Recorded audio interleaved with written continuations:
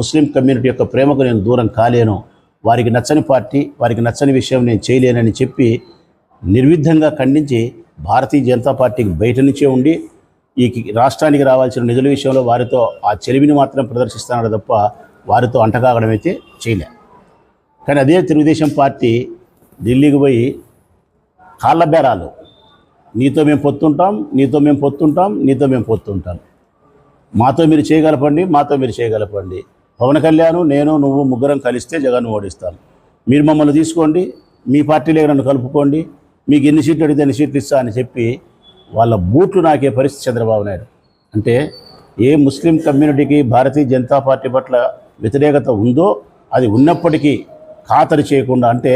ఈ రాష్ట్రంలో ఉండే ముస్లిం కమ్యూనిటీ మనోభిప్రాయానికి ప్రాధాన్యత ఇవ్వకుండా తన రాజకీయ ప్రాధాన్యత మాత్రమే ప్రాధాన్యత ఇచ్చి భారతీయ జనతా పార్టీతో అంటగాగే ప్రయత్నం చంద్రబాబు నాయుడు